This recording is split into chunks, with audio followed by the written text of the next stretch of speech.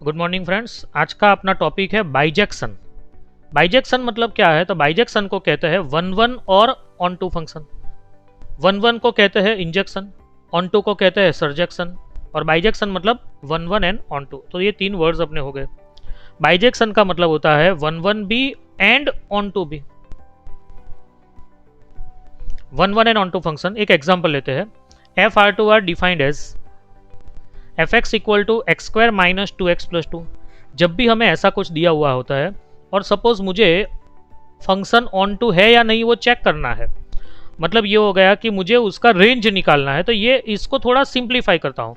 ये actually x square minus two x plus to है, तो इसको अगर मैं चाहूँ x square minus two x plus to, तो इसको मैं चाहूँ तो ऐसे लिख सकता हूँ कि भाई x square minus two x plus one. ये जो टू है उसको मैंने स्प्लिट किया, प्लस वन कर दिया। ठीक है, तो यहां से लेके यहां तक मतलब x square minus two x plus one वो मेरा बन जाएगा x minus one whole square, और ये प्लस वन जो एक्स्ट्रा था वो प्लस वन एक्स्ट्रा ही रहा। ठीक है, तो ये अपना एफ एक्स हुआ। तो अब हम उसका सॉल्यूशन निकालते हैं। तो ऑब्जर्व दैट, अब हम देखो होल स्क्वायर है तो हम यहाँ पे एफ ऑफ माइनस वन ले रहा हूँ, तो माइनस वन मतलब हो जाएगा माइनस टू का स्क्वायर मतलब plus four, and plus one मतलब फाइव। और मैं 5 कैसे ला सकता हूं? तो 3 लेने से भी ला सकता हूं कि अगर मैं यहाँ पे 3 लेता हूं तो 3 माइनस वन मतलब 2, 2 स्क्वायर 4 एंड प्लस वन मतलब 5। ठीक है, मतलब ये हो गया कि here minus one and 3 have the same image 5। दोनों की इमेज सेम है, और इमेज सेम है मतलब कैसा हो गया कि भाई मेरा ये डायग्राम है और दो एलिमेंट का इमेज सेम है, तो it is many one function. मतलब ये मेरा फंक्शन जो है वो वन वन नहीं है, f is not one one. अब can we find range of f x? क्या उसका रेंज निकाल सकते हैं? तो याद रखिए बहुत इजी है। जब भी ये होल स्क्वायर होता है ना, ये जो होल स्क्वायर है, स्क्वायर होने के कारण उसका रेंज हो जाता है ग्रेटर और इक्वल टू जीरो। ऑलवेज याद रखिए, raise to 4, raise to 6, raise to even power है तो वो ग्रेटर और इक्वल टू जीरो उसका मतलब स्क्वायर होने के कारण क्या हो जाता है कि भाई नेगेटिव का स्क्वायर भी पॉजिटिव हो जाता है, पॉजिटिव का स्क्वायर तो वैसे ही पॉजिटिव आता है, और जीरो का स्क्वायर जीरो है तो मतलब ग्रेटर और इक्वल टू जीरो। तो यहाँ पे मैं लिखता हूँ कि x minus one whole square greater और इक्वल टू जीरो। अब यहाँ पे प्लस वन है तो दोनों साइड में प्लस वन ऐड कर रहा हूँ, तो x minus one whole square plus one greater और इक्वल टू वन। अब ग्रेटर इक्वल टू वन का मतलब क्या हो गया? वन और वन से बड़ा। तो वन से बड़ा कहाँ तक? तो वो हुआ इनफाइनाइट तक, बराबर। तो इनफाइनाइट तक है, मतलब इसको लिखते हैं ऐसे। मालूम है हमने दिखाया था आपको कि close interval one two open interval infinity, मतलब वन आएगा, इन्फिनिटी नहीं आएगा, लेकिन बीच के सारे नंबर आएंगे। इन्फिनिटी तो कोई भी सेट में नहीं आता है। इन्फिनिटी इज अनडिफाइंड, वो मतलब मालूम ही नहीं है कि वो क्या है, तो वो कैसे सेट में डिफाइन करे उसको। This is the range of f x. अब एफ का को डोमेन क्या है? तो ये देखो, ये जो है वो डोमेन है और ये जो है वो को डोमेन है। The codomain of f is capital R. मतलब ये हो गया कि range is not equal to codomain, and therefore we can say that f is neither one one nor onto function. One one भी नहीं है और on to भी नहीं है।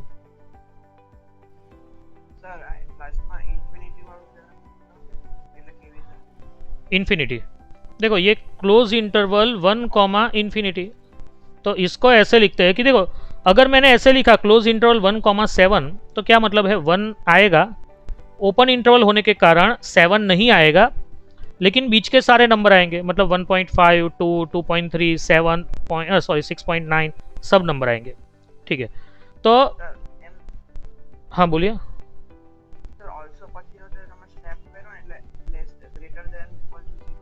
हाँ देखो, ये जो नंबर होता है ना, ये x minus one whole square greater equal zero, ये आपको मतलब क्या है कि किसी का भी रेंज फाइंड करने के लिए अगर वो square raise to 4, raise to 6 में कन्वर्ट कर दिया, तो आप कोई भी नंबर का स्क्वायर करो। देखो, आप -2 का स्क्वायर करोगे तो भी वो आंसर पॉजिटिव आएगा, +4 आएगा, है ना। -7 का स्क्वायर करोगे तो भी आंसर प्लस आएगा, प्लस में 49।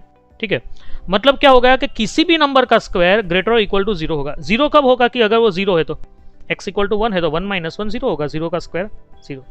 तो मतलब हमें कभी भी किसी का रेंज निकालना है तो ये एक मतलब आपके पास एक मतलब क्या कहते हैं कि एक शॉर्टकट है कि आप किसी का भी मतलब इसको किसी का स्क्वायर या रेस टू 4 में कन्वर्ट कर दो। ये जो अपने को फंक्शन दे रखा है ये फंक्शन को रेस टू 2 या रेस टू 4 या रेस टू 6 में कन्वर्ट कर दो तो आप ग्रेटर इक्वल टू 0 से स्टार्ट कर पाओगे, तो आप एग्जैक्टली आंसर ला पाओगे।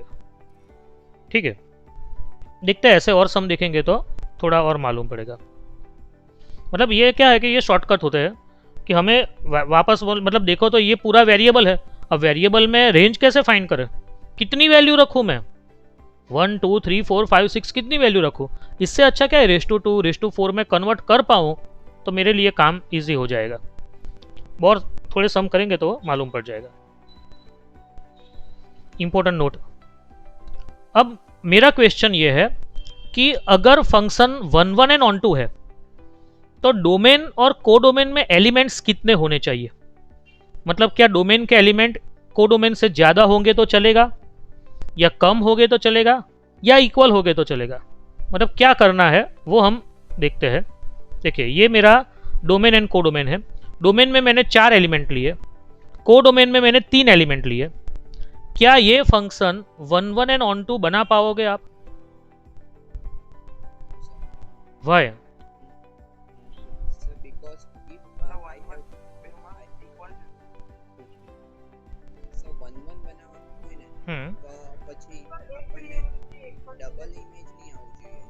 यस यस,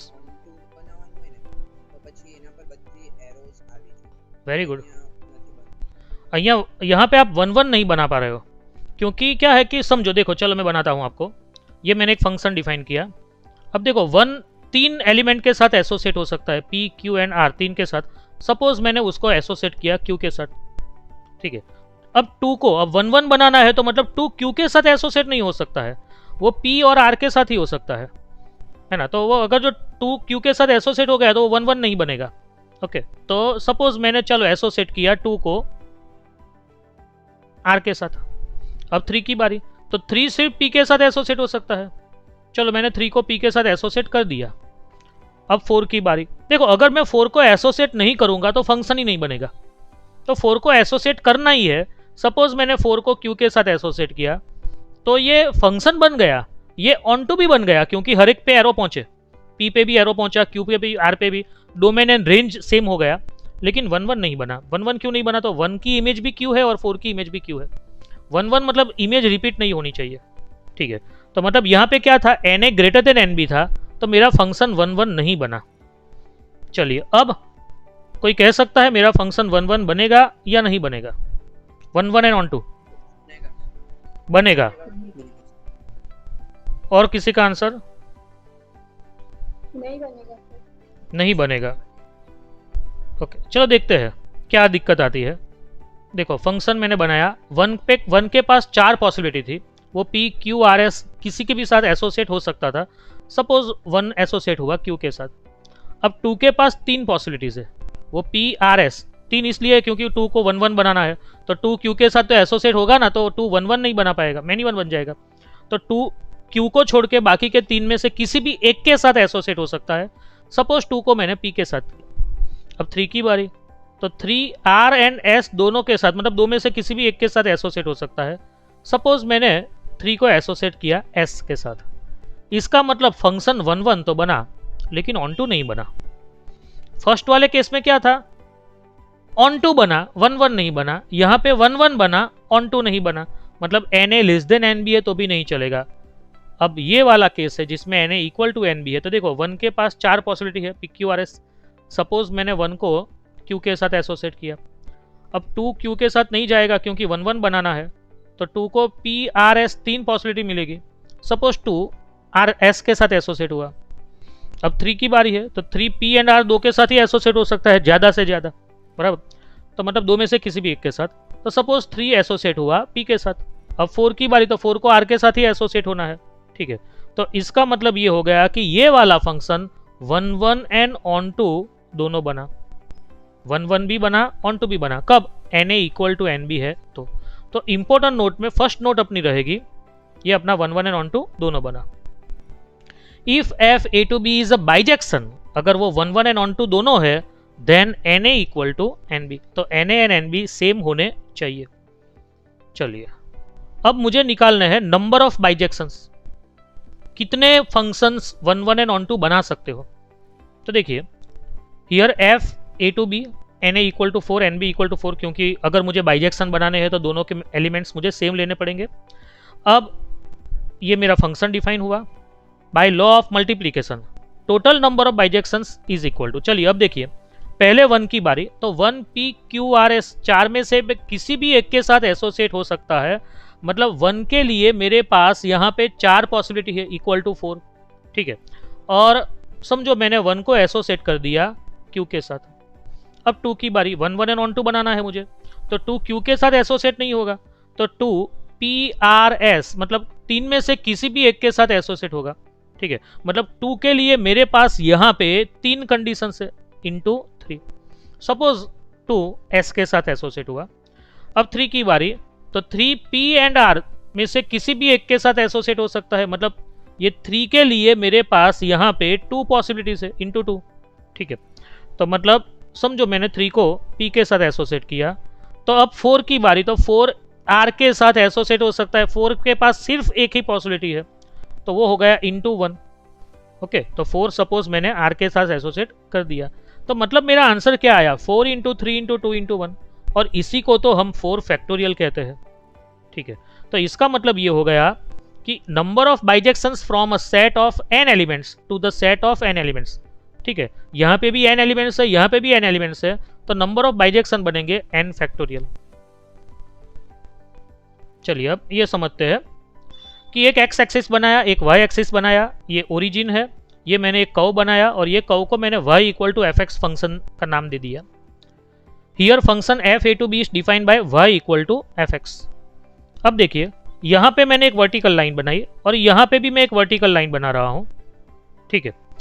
तो ये जो वर्टिकल लाइन यहाँ पे इंटरसेक्ट होती है, ये पॉइंट मेरा a,0 है, और ये मेरा पॉइंट है b,0। मतलब ये हो गया कि मेरा जो मतलब x एक्सिस के ऊपर मेरा इंटरवल आया, ये इंटरवल आया मेरा x एक्सिस के ऊपर, और x एक्सिस के ऊपर जो इंटरवल आता है ना, वो ऑलवेज होता है डोमेन। क्यों? क्योंकि वो हम f के ब्रैकेट में लिखते हैं, x को क्या कहाँ पे लिखते हैं, f के ब्रैकेट में, मतलब वो डोमेन का एलिमेंट है। मतलब अपना डोमेन हो गया मेरा कि obviously domain of f is equal to, जिसको हम df कहते हैं, d के नीचे f, is equal to interval of x axis, x axis का इंटरवल, और वो कितना है, तो यहाँ a से चालू करते हुए b तक है, तो मतलब is equal to a, b। Similarly अब मैं यहाँ पे एक हॉरिजॉन्टल लाइन बना रहा हूँ परपेंडिकुलर y एक्सिस पे, यहाँ पे जिसको मैंने 0, c नाम दे दिया, ये पॉइंट को मैं 0, d कह रहा हूँ।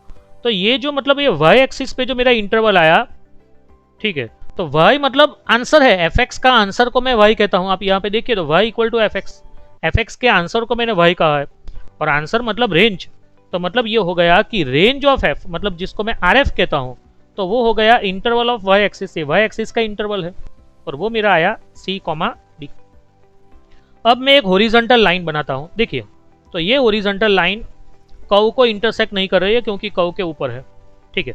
लेकिन अगर मैं ये हॉरिजॉन्टल लाइन में इसकी रेंज में से निकालूं, ठीक है, ये हॉरिजॉन्टल लाइन को रेंज में से निकालूं, तो देखिए मुझे यहाँ पे, मैं यहाँ पे रेड कलर से एक पॉइंट बना रहा हूँ, ये वाला, तो ये मुझे एक ही पॉइंट में इंटरसेक्ट कर रही है। मतलब आपको याद रखना है the function F is bijection, ये इफ मतलब इफ एंड ओनली इफ, मतलब double implies its graph intersect any horizontal line passing through the range at exactly once। अगर रेंज में से पास हो रही है कोई भी horizontal लाइन, तो वो एक ही पॉइंट में इंटरसेक्ट करेगी। अब देखते हैं कांस्टेंट फंक्शन। कांस्टेंट फंक्शन मतलब क्या, तो देखो कांस्टेंट फंक्शन को एक्चुअली लिखते हैं, सपोज मुझे एग्जांपल देना है तो मैं इसको ऐसे दूंगा कि suppose F x equal to 7, तो ये कांस्टेंट फंक्शन है, मतलब x की कोई भी वैल्यू लिखूंगा मुझे आंसर 7 ही देगा, 1 लिखूंगा तो भी 7, 2 लिखूंगा तो भी 7, मतलब वो हर एक का इमेज एक ही आएगा और वो आएगा 7। इट इज कांस्टेंट फंक्शन, ठीक है। देखिए F A to B is a constant function such that every element in domain capital A is mapped to only one particular element in B। एक ही एलिमेंट के साथ सब लोग एसोसिएट हो रहे हैं, तो it is a constant function, then f is called a constant function. और a function whose range is a singleton set, इसका रेंज क्या आएगा, तो एक ही एलिमेंट आएगा। जैसे मैंने ये यहाँ पे एफ एक्स इक्वल टू 7 लिखा है, तो उसका रेंज ऑफ f क्या आएगा मेरा, तो ओनली 7 ऐसे लिखूंगा, एक ही एलिमेंट आएगा। सिंगलटन सेट मतलब the set containing single element, Thus f a to b is such that fx equal to c for all x belongs to a. अगर fx equal to c है for all x belongs to a मतलब domain के हर एक element all x belongs to a मतलब domain के हर एक element के लिए ये एक ही आंसर दे रहा है c, और ये जो c आंसर होगा वो कहां पे होगा, तो वो b में होगा। वो तो आंसर तो ऑलवेज को डोमेन में होता है, ठीक है, where c is the some fixed element in b. Okay, then f is called a constant function. Example: a equal to pqrs, b equal to abc, and we define g equal to p comma b, q comma b, r comma b, s comma d. Is g constant function or not? बोलिए, क्या g? Yes sir. Yes, very good. Yes sir. ये constant function है क्योंकि हर एक particular member देखिए p q r s हर एक की image भी ही आ रही है। देखो मैं इसको आपको ग्राफिकली बताता हूँ, डायग्राम बताता हूँ उसको। ये मेरा पी क्यू आर एस है और ये मेरा बी है, ठीक है, ये डोमेन एंड को डोमेन। अब पहला वाला एलिमेंट देखिए, ठीक है, ये मेरा फंक्शन जी डिफाइन किया। पहला वाला एलिमेंट क्या है, पी टू बी था तो मैंने ये पी को बी से ज्वाइन किया। दूसरा वाला क्यू बी था तो इसको भी मैंने क्यू बी किया। ये आर बी था तो इसको भी आर बी किया। ये एस बी था तो इसको भी मैंने एस बी कर दिया। मतलब ये हो गया कि ये मेरा फंक्शन क्या हो गया, तो भाई हर एक एलिमेंट एक ही एलिमेंट के साथ एसोसिएट हो रहा है। किसके साथ हो रहा है, तो बी के साथ। तो मतलब यहां पे मेरा रेंज आया वो सिंगलटन सेट बी आया, and it is called a constant function. Important note, number of constant function from set of M element small M to set of small N elements are. बोलो आप में से कोई कह पाएगा, अगर मेरे पास एक सेट में m एलिमेंट है, डोमेन में m एलिमेंट है और को डोमेन में n एलिमेंट है, तो मेरे कांस्टेंट फंक्शन कितने आ सकते हैं? एनीवन? चलिए मैं आपको डायग्राम दे रहा हूं जो अभी हमने देखा। Sir n. Very good, n, this is our answer. क्योंकि देखो अगर यहां पे मेरे n एलिमेंट्स है और यहां पे m एलिमेंट्स है, तो मतलब क्या हो सकता है कि सारे एलिमेंट मतलब सारे P Q R S A के साथ जुड़े, तो ये मेरी फर्स्ट पॉसिबिलिटी हुई। सारे P Q R S B के साथ जुड़े तो वो मेरी सेकंड पॉसिबिलिटी हुई। सारे पी क्यू आर एस मेरा सी के साथ जुड़ा तो वो थर्ड पॉसिबिलिटीज हुई। मतलब टोटल पॉसिबिलिटीज एन ही हो सकती है। मतलब टोटल अपन अपने जो कांस्टेंट फंक्शंस बनेंगे वो टोटल बनेंगे N. Example, A equal to P Q R S, B equal to A B C B, ठीक है। The number of constant function from A to B are, बोलो कितने बनेंगे? ए में 4 एलिमेंट है, बी में भी 4 है, 4 सही आंसर। मतलब हमें यही देखना है कि बी में कितने एलिमेंट है, उतने ही अपने कांस्टेंट फंक्शंस बनेंगे। क्योंकि इधर P Q R S A के साथ जुड़ेंगे या फिर बी के साथ जुड़ेंगे या फिर सी के साथ जुड़ेंगे या फिर डी के साथ, मतलब 4 ही पॉसिबिलिटी होगी। आइडेंटिटी फंक्शन इंपॉर्टेंट कॉन्सेप्ट है। हमारा नेक्स्ट जो टॉपिक है वो इनवर्स फंक्शन है, इनवर्स। तो इनवर्स के लिए आइडेंटिटी फंक्शन अपना इंपॉर्टेंट टॉपिक है। Let A be the non empty set, the function from f A to A defined by f x equal to x for all x belongs to A. मतलब क्या कह रहा है, identity function का मतलब ये होता है कि input and output are same. जो आपने इनपुट डाला वही आपका आउटपुट होगा, तो वैसे फंक्शन को कहते हैं identity function. It is denoted by I A. अगर आपको आई ए दिखे कहीं भी तो आपको समझना है कि वो फंक्शन फ्रॉम ए टू ए है, और उस वो एक्स पे ऑपरेट करूंगा तो मेरा आंसर एक्स ही आएगा, ठीक है, f x equal to x ही होगा। एक एग्जांपल है, A alpha beta gamma, then I A equal to alpha comma alpha, मतलब अल्फा होगा मेरा इनपुट तो आउटपुट मुझे अल्फा मिलेगा, बीटा इनपुट है तो बीटा ही आउटपुट मिलेगा, गैमा इनपुट है तो गैमा ही आउटपुट मिलेगा। तो ये मेरा हो गया आइडेंटिटी फंक्शन। इवन और ऑड फंक्शन, ये ट्रिगोनोमेट्री के लिए इंपॉर्टेंट टॉपिक है, अपना फंक्शन में भी है क्योंकि वो बेसिक है, ठीक है। F A to B is a function such that F of minus x equal to F x, then F x is called an even function. समझिए, अगर आप x की जगह पे माइनस एक्स लेते हो फिर भी आपका आंसर एफ एक्स ही आता है, तो वैसे फंक्शन को इवन फंक्शन कहते हैं। जैसे कि मैं आपको एक एग्जांपल देता हूं, F x equal to x square, this is even function. अगर आप x की जगह पे माइनस एक्स लोगे यहाँ पे तो माइनस एक्स होल स्क्वायर होगा तो वो प्लस एक्स स्क्वायर ही हो जाएगा, मतलब एफ एक्स ही वापस आपका आंसर मिलेगा। एफ ऑफ माइनस एक्स करोगे एफ ऑफ माइनस एक्स तो is equal to F x ही आ जाएगा, क्योंकि माइनस एक्स का स्क्वायर तो प्लस एक्स स्क्वायर, और ये भी प्लस एक्स स्क्वायर ही है, एफ एक्स इक्वल टू, ठीक है। तो it is an even function. F of minus x करने से अगर आपका आंसर माइनस एफ एक्स आता है then F x is an odd function. मतलब देखिए F x is equal to, suppose मैं ले रहा हूं एक्स क्यूब, अब यहाँ पे मैं माइनस एक्स लिखूंगा तो ये आएगा माइनस एक्स होल क्यूब, और वो आएगा माइनस एक्स क्यूब, मतलब वो माइनस बाहर निकला, तो it is an odd function. हम और एग्जांपल देखेंगे, मालूम पड़ेगा। In above definition x comma minus x must be in domain A, वो ए में होने चाहिए आप, बराबर, वरना आप वो वैल्यू ही नहीं पुट कर पाओगे। Example, we know that sine of minus x is equal to minus sine x, ये आप ट्रिगोनोमेट्री में सीखोगे, ट्रिगोनोमेट्री में पूरे ग्राफ्स भी देखोगे, ठीक है, और उसमें आप देखोगे कि साइन में अगर आप माइनस एक्स करते हो तो आपका आंसर माइनस साइन एक्स आएगा, तो मतलब ये हो गया कि sine x is an odd function. जबकि आप कॉस में माइनस एक्स करते हो तो आपका आंसर कॉस एक्स आएगा, तो मतलब ये हो गया कि जो कॉस एक्स है इज एन इवन फंक्शन, ये आप उस टाइम देखोगे, ठीक है। तो अभी तो मतलब इसको हमें समझना है, और इसके हम सम भी देखेंगे, लेकिन ये दो टॉपिक मतलब आपको अभी बाय हार्ट कर देने हैं कि sine is an odd function, मतलब कि साइन में माइनस एक्स है तो माइनस साइन एक्स होगा, और कॉस में माइनस एक्स है तो प्लस कॉस एक्स होगा, ठीक है। The graph of an even function y equal to F x is symmetrical about y axis. जो y equal to F x का ग्राफ है, अगर वो इवन फंक्शन है तो वो y एक्सिस के आजू बाजू सिमेट्रिक है, that is point x, y lies on the graph, then minus x, y also lies on the graph. इसको समझते हैं, देखो मैं आपको ये डायग्राम बताता हूँ, ये y इक्वल टू एक्स का ग्राफ है। अब देखो यहाँ पे मेरा पॉइंट सपोज 2,3 है, तो यहाँ पे भी वही पॉइंट है मेरा 2,3, ठीक है। लेकिन क्या हो जाएगा कि ये सेकंड क्वाड्रेंट होने के कारण y तो पॉजिटिव रहेगा, लेकिन x जो है वो नेगेटिव हो जाएगा, मतलब ये बन जाएगा -2,3, ठीक है। तो मतलब दोनों की हाइट सेम है, तो ये 2,3 तो ये भी 2,3 है, लेकिन सेकंड क्वाड्रेंट होने के कारण -2,3, मतलब x, y है तो अपने पास -x, y भी वही ग्राफ पे है, ये y equal to x square, this is an even function, और ये graph symmetrical about y axis के आजू बाजू सेम है, सिमेट्रिक है, जैसे y एक्सिस उसके लिए आईना है, it is a mirror.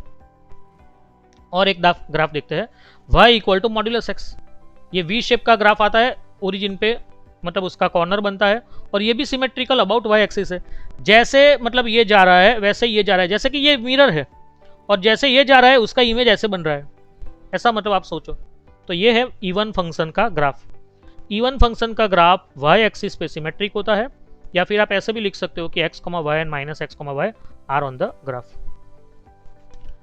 The graph of an odd function is symmetrical in opposite quadrants, that is point x, y lies on the graph, then -x, -y also lies on the graph. देखो ये y equal to x, ये odd function का graph है, तो यहाँ पे अगर आपके पास 2,3 है, ये तो y इक्वल टू x, तो 2,2 ही होगा क्योंकि y एंड x सेम है। तो सपोज यहाँ पे 2,2 है, तो यहाँ पे कौन सा पॉइंट होगा, वही डिस्टेंस पे, तो वो होगा 2,2, लेकिन थर्ड क्वाड्रेंट होने के कारण वो -2, -2 हो जाएगा। दिस इज मतलब they are symmetrical in opposite quadrants, opposite मतलब ये फर्स्ट क्वाड्रेंट, थर्ड क्वाड्रेंट, ठीक है। ये वाला देखिए, ये भी सिमेट्रिकल इन अपोजिट क्वाड्रेंट्स, ठीक है। ये जैसे मतलब आपको दिख रहा है वही शेप यहाँ पे जा रहा है, यहाँ पे जो पॉइंट होगा उसका नेगेटिव पॉइंट यहाँ पे होगा। Example, f x equal to x cube minus 2 sin x plus k is an odd function, then find k. अगर ये ऑड फंक्शन है तो के की वैल्यू क्या होगी? सॉल्यूशन, देखिए मुझे कहा है कि ये ऑड फंक्शन है, f x is odd function. देखो ये सम कैसे करना है और के की वैल्यू लानी है, तो ऐसे सम्स आते हैं JEE में, ठीक है। तो एफ एक्स ऑड फंक्शन है, तो मतलब what is the definition of odd function? तो डेफिनेशन अपना है F of minus x is equal to minus F x, यही डेफिनेशन है, ओके। तो एफ ऑफ माइनस एक्स का मतलब क्या हो गया कि ये जो मेरा एफ एक्स है, ये मेरा जो एफ एक्स है, ये पूरे एफ एक्स में जहां जहां मुझे एक्स दिखता है वहां मुझे माइनस एक्स लिखना है, ठीक है। तो चलो वो मैं लिखता हूँ। देखो ये मुझे x दिखता है तो यहाँ माइनस एक्स लिखा, एक x मुझे यहाँ पे दिखता है, यहाँ पे भी माइनस एक्स लिखा, यहाँ पे तो k है, तो is equal to minus F x. Minus F x मतलब माइनस बाहर लिखो और ये एफ एक्स पूरा अंदर लिख दो। अब देखो माइनस एक्स का क्यूब तो माइनस एक्स क्यूब होगा, साइन तो ऑड फंक्शन है, तो साइन में तो क्या है कि माइनस एक्स करूंगा तो मेरा आंसर माइनस साइन एक्स आएगा, ये अभी हमने देखा है। तो माइनस आगे आने के कारण माइनस माइनस प्लस हो गया, तो ये 2 साइन एक्स और plus k is equal to, अब ये माइनस को मैं अंदर लूंगा तो ये माइनस एक्स क्यूब, ये माइनस माइनस प्लस और ये माइनस के। तो अब देखिए ये माइनस एक्स क्यूब और ये माइनस एक्स क्यूब कैंसिल हुआ, 2 साइन एक्स भी कैंसिल हुआ। तो मतलब ये हुआ कि 2k equal to 0, so it is k equal to 0। Then find k कहा था, तो मतलब हमें ऐसे ही करना है, हम सिंप्लीफाई करेंगे आंसर आ जाएगा। अपने को क्या दे रखा है भाई, तो भाई ऑड फंक्शन दे रखा है, तो ऑड फंक्शन का हमने यूज किया, बस इतनी ही बात थी। पीरियोडिक फंक्शन, किसी भी फंक्शन को पीरियोडिक फंक्शन मतलब उसका पीरियड क्या होता है, ठीक है, वो हमें निकालना है। तो अगर फंक्शन में f of x plus T equal to F x होता है, where x plus T belongs to a, मतलब वो दोनों a में होने चाहिए, मतलब वो तो डोमेन का एलिमेंट ही होगा, तभी हम f के ब्रैकेट में लिख पाएंगे। हाँ बोलिए सर, ऐसे इवन फंक्शन का कोई एग्जांपल है? इवन फंक्शन के आप इजी एग्जांपल आप ये भी ले सकते हो कि x⁴, x⁶, x², या फिर मतलब इवन फंक्शन में क्या होता है, देखिए इवन फंक्शन में मैं आपको समझाता हूं कि ग्राफ जो उसका होता है ना, हाँ देखिए उसका ग्राफ कुछ इस तरह से होता है, ये इवन फंक्शन का ग्राफ है, समझो, तो मैं समझाने के लिए बता रहा हूं। एक्चुअली ये अपना पीरियोडिक फंक्शन चल रहा है, तुमने इवन का पूछा है तो इवन को बता रहा हूं। देखो यहाँ पे x इक्वल टू मैं -2 लूंगा और यहाँ पे x इक्वल टू +2 लूंगा, तो +2 लूंगा तो मुझे आंसर इतना देगा हाइट, और -2 पे भी मुझे सेम हाइट दे रहा है, मतलब ये हो गया कि f2 and f of -2 same है, f2 की हाइट एंड f ऑफ -2 की हाइट सेम है। तो ये जो मेरा फंक्शन बना ऐसे पर्वत टाइप है ना, रॉक है रॉक, ऐसा कुछ मेरा बना, ठीक है, तो ये मेरा फंक्शन जो बना वो मेरा इवन फंक्शन बन गया। और ऑड फंक्शन का अगर मुझे एग्जांपल देना है तो मैं आपको ऐसा दे सकता हूं कि, हाँ बोलिए सर, आई मीन कि जैसे हमने ऑड फंक्शन में k को फाइंड किया, वैसे हाँ इवन फंक्शन में ऐसे कोई सम्स आएंगे? हाँ आएंगे ना, तो आपको इवन फंक्शन का यूज करना पड़ेगा कि f of -x is equal two plus F x, तो उसमें ऐसे मतलब वो सम ऐसा ही होगा कि आप उसका सिंप्लीफाई करोगे तो बाकी के कट हो जाएंगे और आपको k की वैल्यू मिल जाएगी। वो सम है तो वो सम तो मतलब पॉसिबल होगा तभी वो देंगे, ऐसे तो डायरेक्ट तो नहीं दे देंगे, है ना। ओके चलिए, देखो ये है पीरियोडिक फंक्शन। पीरियोडिक फंक्शन का मतलब आपको क्या समझना है, तो देखो f of x plus T equal to F x होता है, तो वैसे फंक्शन को पीरियोडिक फंक्शन कहते हैं। मतलब क्या हो गया, तो इसका मतलब ये हुआ कि मेरा जो कोई ग्राफ है ना, सपोज यहाँ पे मैं ग्राफ बना रहा हूँ, देखो मैं ऐसे ग्राफ बना रहा हूँ, ओके, तो मेरा ग्राफ में अगर ये ग्राफ में देखा जाए तो मेरा एक ही जैसा ग्राफ कहीं पे रिपीट हो रहा है। देखो ये मेरा ऐसा ग्राफ है, देखिए ये मैंने रेड कलर से बताया, तो ये मेरा यहां तक का ग्राफ, ठीक है। फिर मैं बाकी के ग्राफ को सपोज मैं येलो कलर से बता रहा हूं, तो देखिए ये वाला, ये मेरा येलो कलर का ग्राफ तो एक ही है, मतलब बाकी का पार्ट को मैं येलो कलर का बता रहा हूं। फिर बाकी का जो पार्ट है वो व्हाइट कलर का ही बता रहा हूं, तो वो तो व्हाइट कलर का ही है, तो मतलब वो कोई इश्यू नहीं है।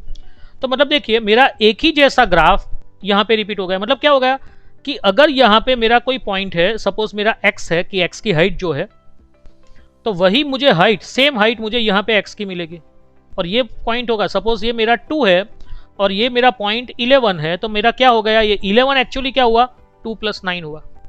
तो मतलब ये हो गया कि 9 जितनी लेंथ में पूरा ग्राफ रिपीट हो रहा है। मतलब अब मैं सपोज यहाँ पे 3 लूंगा ना, तो 3 की हाइट जो होगी ना, वही मेरी हाइट 12 की होगी, +9 +9 +9 +9, हर एक में एक ही जैसा ग्राफ मेरा रिपीट हो रहा है। Then t is called, t जो अगर पॉजिटिव नंबर होना चाहिए तो t is called period, f(x) is said to be periodic function, ठीक है, and t is the least positive value satisfying f of x plus T equal to F x, then t is called a principal period, और period और fundamental period, बहुत सारे words हैं, ठीक है। अगर t, ऐसे तो बहुत से t हो सकते हैं, कोई कहेगा सर ऐसा किसने कहा, तो आप एक बात समझो, मैंने यहाँ पे 2 लिया है, अब चाहो तो यहाँ पे मैं 89 अपना आया, t की वैल्यू 9 आई, तो सपोज मैंने 18 ऐड करता हूँ तो 20 लूंगा, 20, तो मतलब 20 इज इक्वल टू क्या हो जाएगा, 2 + 18, ठीक है। तो मतलब ये हो गया कि मेरी t की वैल्यू 18 भी आई, क्यों? क्योंकि 2 के ऊपर जितनी हाइट है उतनी हाइट 20 के पर भी है, ठीक है। तो t की तो बहुत सारी वैल्यू आती है, ऐसा किसने कहा कि एक ही वैल्यू आई 9, है ना। तो मतलब जो बहुत सारी वैल्यू आती है उसमें से लिस्ट पॉजिटिव वैल्यू जो भी होगी, जो ये कंडीशन को सेटिस्फाई करेंगी, मतलब यहां पे लिस्ट पॉजिटिव वैल्यू 9 है, then t is called period और फंडामेंटल पीरियड और principal period also of fx। थोड़ा देखते हैं इसके बारे में और। Constant function is periodic but does not have a well defined period. Constant function periodic है, क्यों पीरियोडिक है? क्योंकि आप fx इक्वल टू c में f2 करोगे तो भी c आएगा, और f3 करोगे तो भी c आएगा, मतलब 2+1, f4 करोगे तो भी c आएगा, मतलब 2+2, ठीक है। और f2.1 करोगे तो भी c आएगा, 2 + 0.1, मतलब आपको एग्जैक्ट पीरियड नहीं मिलेगा, आप वेल डिफाइंड पीरियड नहीं ला पाओगे। क्योंकि वो तो आपने सपोज 0.1 लाया तो कोई बंदा 2.01 में भी c मतलब लाएगा, तो मतलब उसका प्रिंसिपल पीरियड 0.01 आ गया, तो मतलब एग्जैक्ट आप आंसर नहीं ला पाओगे। It is a periodic function but उसका पीरियड आप डिफाइन नहीं कर पाओगे। f r2 are defined by fx equal to sin x, ठीक है। Now sin 2π plus x is equal to sin x, that is f of x plus 2π equal to fx, मतलब अपना कौन सा रूल हुआ, f of x plus t is equal to fx, ये ऐसा ही हो गया, ठीक है। sin of 2π plus x is equal to sin x, तो मतलब ये जो t है वो अपना 2π आया। So fx is periodic function and 2π is its period. मतलब आपको याद रखना है, ये एक्चुअली आप ट्रिगोनोमेट्री में ग्राफ के बेस पे देखोगे तो आपका उसमें ज़्यादा क्लियर होगा। ये जो मैंने आगे जो मतलब ग्राफ बनाया था ऐसा, वो साइन का ही ग्राफ था और उसका प्रिंसिपल पीरियड 2π आता है, ठीक है। वो यहाँ से चालू होता है ओरिजिन से, ओके। तो आपको याद रखना है 4 फंक्शन है, sin x, cos x, cosec x and sec x, ये 4 के प्रिंसिपल पीरियड 2π आता है, या फिर पीरियड बोलो या फिर प्रिंसिपल पीरियड बोलो, is 2π। And for tan x and cot x period is pi. tan and cot के प्रिंसिपल पीरियड आपके पास पाई आते हैं, ये आपको याद रखना है, ठीक है। और वो उसको हम डीप में देखेंगे जब ट्रिगोनोमेट्री चलेगा तब। Example, find the period of this -π/2 to π/2 to -1 to 1 which is defined as fx equal to sin x। वैसे मुझे मालूम है कि sin x जो है उसका पीरियड है मेरे पास 2π। जब मैं पीरियड वर्ड बोल रहा हूं मतलब आपको समझना है it is principal period, least positive number among all periods, ठीक है। तो we know that sine of 2π plus x is equal to sin x, that is f of x plus 2π is equal to fx, ठीक है। So we can say that fx equal to sin x has principal period 2π, उसका period है 2π, sign का period 2π है, मतलब वो 2π जितने interval में रिपीट होगा। अब ये इंटरवल में वो रिपीट होगा कि नहीं होगा ये पूछा है, पीरियड मतलब। But in the interval -π/2 to π/2 smallest value is -π/2। आपको सम ऐसे ही करने हैं, समझिए, स्मॉलेस्ट वैल्यू को निकालिए। आपको जो भी फंक्शन दे रखा है उसका पीरियड आपको मालूम होना चाहिए पहले तो, ठीक है। और वो सब मोस्ट ऑफ स्टैंडर्ड होते हैं तो उसका पीरियड आपको मालूम होता है। अब आपको क्या कहा है, तो आपको एक इंटरवल दे रखा है और पूछते हैं कि ये इंटरवल में उसका पीरियड क्या है। तो आपको क्या करना है कि वो जो इंटरवल आपको दिया हुआ है उसका लिस्ट नंबर निकालिए। लिस्ट मतलब ये पहला वाला, तो वो अपना स्मॉलेस्ट नंबर जो है वो क्या है -π/2। अब वो -π/2 में आप ये 2π को ऐड करिए, ठीक है। तो x इज इक्वल टू -π/2 हुआ, तो अपने को करना है ये x + 2π, तो मैंने किया यहाँ पे x + 2π। x की वैल्यू क्या है अपनी -π/2, तो -π/2 + 2π, ठीक है। और वो अपना आंसर आता है 2 * 4 - 1 मतलब 3π/2, और 3π/2 -π/2 तो π/2 में नहीं है, क्योंकि ये π/2 मतलब ये 1π/2 है। 3π/2 तो π/2 के बाद आएगा, ये नंबर लाइन है, नंबर लाइन -π/2 to +π/2, तो 3π/2 तो उस पर नहीं है। तो इसका मतलब ये हो गया, अगर ये 3π/2 इसमें आता ना तो ये sin x का प्रिंसिपल पीरियड मतलब वो हो जाता 2π, वो एग्जैक्टली 2π ही था, लेकिन ये डोमेन में भी 2π हो जाता, लेकिन यहाँ पे नहीं आ रहा है। मतलब ये कह सकते हैं कि the function sin x is not periodic function for given domain. जो गिवन डोमेन है उसमें वो पीरियोडिक फंक्शन नहीं है। मतलब सब में आपको क्या करना है, एक बार सम का मेथड समझ लीजिए कि भाई जो फंक्शन आपको दे रखा है उसका प्रिंसिपल पीरियड आपको मोस्ट ऑफ मालूम होता है, फिर आपको जो इंटरवल दिया है वो इंटरवल में वो उसका प्रिंसिपल पीरियड ऐड करिए। ये पूरा तो मैंने आपको समझाने के लिए लिखा है, अगर ये सब मुझे करना है ना एमसीक्यू में तो मैं इतने पार्ट में ही कर दूंगा कि भाई मुझे मालूम है कि ये साइन का प्रिंसिपल पीरियड 2π है, ठीक है। अब मेरा स्मॉलेस्ट नंबर -π/2 है, तो -π/2 में मैं 2π ऐड करता हूँ, तो मेरा आंसर आएगा 2 2 ज़ा 4 -1 मतलब 3π/2 प्लस 3π/2। और ये प्लस 3π/2 मेरा डोमेन में नहीं है, डोमेन ऑफ एफ में नहीं है मतलब मेरा ये फंक्शन पीरियोडिक होने के बावजूद भी ये डोमेन में पीरियोडिक नहीं है, क्योंकि मेरा आंसर नहीं है। अगर ये मेरा आंसर ये डोमेन में आ जाता तो यस इट इज पीरियोडिक, और उसका पीरियड क्या होता तो 2π, तो वैसे भी उसका पीरियड 2π है। तो मतलब ये सम आपको ऐसे करना है, ये पूरा ऐसे लिखा हुआ है समझाने के लिए, ताकि अगर सम करना है, एमसीक्यू करना है, जल्दी से करना है, टाइम बचाना है, तो ऐसे ही करना है। Important remarks, if F x is a period T, अगर किसी का भी पीरियड टी है तो 2t 3t 4t 5t 6t nt where n belongs to n are also periods of fx, that is f of x plus nt is equal to fx also। जैसे f of x plus t is equal to fx होता है, इसी तरह f of x plus nt is equal to भी fx होता है। if fx has a period t then f of ax plus b has period t upon modulus, से most important rule, अगर fx का पीरियड t है तो f of ax plus B लिखा हुआ है, मतलब x के साथ कोएफिशिएंट a है, ये प्लस b से कुछ कोई लेना देना नहीं है, लेकिन x का कोएफिशिएंट a है तो उसका प्रिंसिपल पीरियड हो जाएगा, ये t तो था वही सेम एज इट इज, लेकिन अपॉन में आएगा मॉड्यूलस से। सम करेंगे तब उस पर ज्यादा देखेंगे। चलिए आपको थोड़े एमसीक्यूज करने हैं। F A to B is said to be bijection if and only if, क्या आंसर आएगा? Both 1 and 2, right. बाइजेक्शन का मतलब ही है 1 1 and 2, तो ये 1 1 and 2 दोनों आने चाहिए, मतलब अपना आंसर जाएगा बोथ 1 and 2।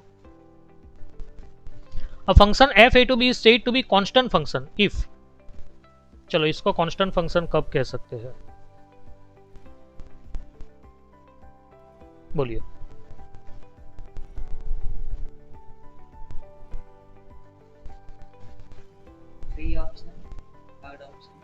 थर्ड ऑप्शन थोड़ा गलत है, क्योंकि उसमें एक सेंटेंस और था। अपना सेंटेंस क्या था कि भाई for all x belongs to a, yes second is right, f x equal to c, और ये c जो है c के लिए एक सेंटेंस था कि c is the element in b, ऐसा लिखा था, मतलब c बिलोंग्स टू b होना चाहिए, ठीक है ना। तो मतलब अपना आंसर आएगा second. A function F x is said to be even function if, function को इवन कब कहते हैं? सेकंड ऑप्शन सही है, ओके राइट है, ठीक है। चलिए नेक्स्ट पार्ट में हम इनवर्स फंक्शन देखने वाले हैं। Okay, thank you.